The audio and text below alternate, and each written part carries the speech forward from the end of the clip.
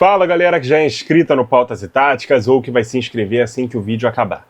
Ontem tivemos o início das oitavas de final da Copa do Mundo 2026 e já tivemos o primeiro confronto definido da fase quartas de final.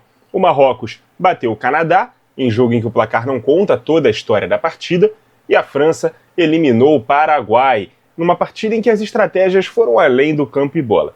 Já vai deixando o like, a inscrição, o hype se possível, compartilhem o conteúdo e deixem o feedback de vocês nos comentários, assim como suas impressões sobre esses jogos, beleza? Marrocos confirmou o favoritismo contra o Canadá, mas apesar do placar denotar um jogo fácil, não foi isso que se viu no primeiro tempo. Um Canadá muito bem compactado, correndo muito para trás, disciplinado na recomposição e metendo calor na defesa marroquina no início do jogo. Marrocos ainda perdeu um de seus principais jogadores ainda no primeiro tempo, o Saibari, meia que joga como atacante mais avançado do time, saiu lesionado e entrou o Rahimi, que é um centroavante mais de área, mais fixo, que em tese faria o ataque do time ficar menos móvel e até mais engessado. Mas no segundo tempo, a assertividade de Marrocos recompensou o melhor time do duelo. Al Nahr duas vezes, primeiro na cobrança de falta ensaiada, cobrada pelo Hakimi, da lateral para a entrada da área, e depois recebendo o último passe num contra-ataque, e depois o próprio Rahimi, numa jogada muito parecida com a do segundo gol, já nos minutos finais de jogo, fizeram os gols da vitória por 3-0 da melhor seleção africana e que alcança sua segunda fase de quartas de final consecutiva em Copas do Mundo. Ainda teve uma bola no travessão, quando ainda estava 2-0, que quica na linha e não entra. Era outro gol ali, feito de Marrocos, mas que não aconteceu. Olha os números finais do jogo. 10 finalizações canadenses contra 5 de Marrocos. 3 contra, 4 no alvo. Das 4, 3 entraram. Inacreditável, cara, a eficiência que teve o Marrocos. Com 56% de posse de bola contra 44%. Marrocos teve mais a bola, finalizou pouco, e das poucas que finalizaram, 3 entraram. Mais de 50% de assertividade. Canadá é o primeiro país sede que se despede dessa Copa do Mundo, mas já conquistou seus melhores resultados na história do torneio. Não apenas conseguiu sua primeira vitória, que foi uma goleada sobre o Catar por 6-0, como também sua primeira classificação no mata-mata, ao eliminar a África do Sul na segunda fase por 1-0. Conhece a eliminação num jogo em que não era favorito, e contra uma seleção forte, que agora terá como próximo desafio a França, que eliminou o Paraguai, e o jogo começou do jeito que se esperava. França tendo a posse de bola, Paraguai se defendendo, nos primeiros segundos até subiram a marcação, mas ao ver que não iam conseguir forçar o erro, desceram o bloco para o 5-4-1 que a escalação inicial já sugeria. E como estava no plano de jogo do Gustavo Alfaro, resistir e tornar o destrave da França tardio era a ideia. Nos primeiros 45 minutos, missão cumprida, apesar de ter trocado pouquíssimos passes, criado muito pouco no campo de ataque e ter contado com a sorte muitas vezes na defesa. Finalizações do Koné e do Dembélé passaram perto e o goleirão Rio só torceu. Aliás, a França repetiu a estratégia do jogo contra... no último jogo, na segunda fase da competição. Voltou a escalar o lado esquerdo com o Digne na lateral, o jogo contra a Suécia. Perdão, tinha me sumido ali, o adversário que a França enfrentou no último jogo. Então o Digne começou como lateral esquerdo titular e o Barcola na ponta esquerda. Além disso, por opção do técnico Didier Deschamps, o Tchouaméni começou no banco, foi reserva do Koné, que começou ao lado do Rabiot na dupla de volante. Números do primeiro tempo, tá? 5 finalizações da França, 2 do Paraguai. Nenhuma no alvo de nenhum lado. Mas olha a diferença na posse de bola. 80-20 para a França. E eu vou além. 297 passes contra 78. 91% de precisão contra 55. E 7 escanteios contra nenhum. Tudo isso a favor da França. O domínio francês só não era completo porque não tinha aberto o placar ainda, mas parecia questão de tempo.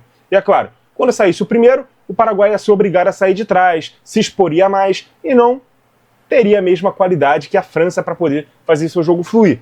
Por enquanto, o jogo estava à feição do Paraguai. Para quem pintava ali um jogo de Libertadores, a ideia era mais parecida com um jogo de NFL, Tentar ganhar metros com a bola, ou jardas, como se fala no futebol americano, cavar uma falta e levantar a bola na área para a zagueirada cabecear. Era essa a estratégia do Paraguai.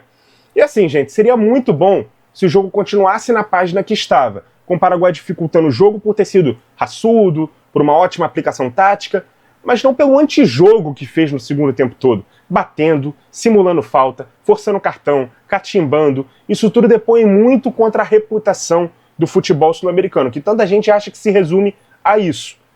O que fez o tal do Galarza, dando cotovelada no Koundé, dando tapa na cara do Mbappé, simulando empurrão do Olise e até conseguindo um cartão amarelo, né, pro Olise, é brincadeira, mano. Mas enfim, de destaque mesmo a gente tem pra falar um lance em que o Manhã faz uma ligação direta pro Mbappé e ele demora a finalizar, inclusive dominou a bola com o braço, acabou desarmado ali pelo Cáceres, esse sim fez um bom jogo.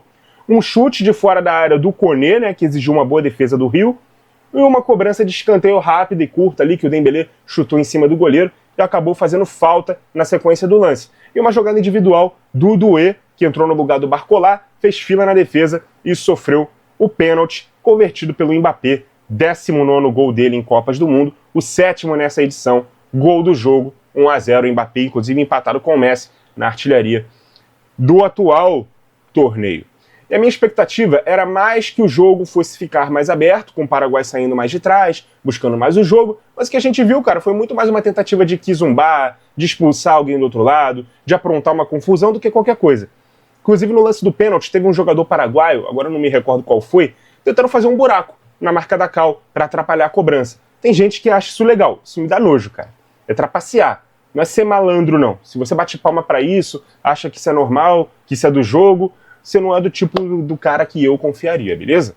O que o Paraguai teve de lance de ataque na partida foi uma bola esticada ali para o Almiron correr desde o campo de defesa, acabou perdendo na corrida por Salibá, sofreu um estiramento, né, no músculo, e uma bola mal afastada que sobrou para um chute de fora da área fraco no canto, que o Manhã pegou sem problemas. Números finais do jogo: 15-5 em finalizações para a França, 5-1 no alvo, 76-24% de posse de bola. E aí eu vou além ali naqueles números que eu trouxe do primeiro tempo, olha como terminou. 553-175 passes trocados, para a França, obviamente. 90-57% de precisão. 12 escanteios contra 2. França classificada com dificuldades futebolísticas no primeiro tempo e por pura falta de vontade de jogar futebol do outro no segundo. Conseguiu o gol de pênalti, né? Sofrido ali numa jogada individual do Doué, que entrou bem na partida. Não conseguiu impor grandes dificuldades para o Rio, que fez até 2 boas defesas no fim da partida, né? 2 chutes seguidos ali do Mbappé.